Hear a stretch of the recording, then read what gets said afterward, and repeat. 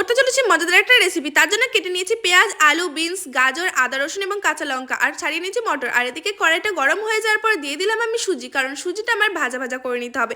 আর এই দেখো সুজি কিন্তু আমার ভাজা হয়ে গেছে। তারপরে কড়াই গরম হয়ে যাওয়ার পর দিয়ে দিলাম তেল, এবং তার উপর দিয়ে দিলাম সাদা সর্ষে এবং পেঁয়াজ কুচি, লঙ্কা কুচি দিয়ে সুন্দরভাবে নাড়াচাড়া করে কিউব করে কেটে রাখা আলু এবং গাজর দিয়ে ভাজা ভাজা করে নিচ্ছি।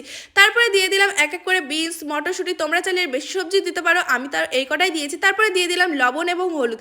এটা নাড়াচাড়া করে নিয়ে তারপরে দিয়ে দিলাম আদা রসুনের পেস্টটা, আর এটা কিন্তু সুন্দরভাবে কষিয়ে নিতে হবে। তারপরে কষানো হয়ে যাওয়ার পর দিয়ে দিতে হবে সুজি, আর সুজিটা দিয়ে কিন্তু বারবার নাড়াচাড়া করতে হবে, কারণ নিচ থেকে লেগে যেতে পারে। দেখো আমার মেশানো হয়ে গেছে। তারপরে অল্প অল্প করে পরিমাণ মতো জল দিয়ে এটা সুন্দরভাবে নাড়াচাড়া করে নিতে হবে। তারপরে 5 মিনিটের জন্য আমি ঢাকা দিয়ে রেখে দিচ্ছি। আর দেখো 5 মিনিট হয়ে যাওয়ার পর আমি ঢাকাটা তুলে নিয়েছি, কতটা ঝরঝরে হয়ে গেছে সুজিটা।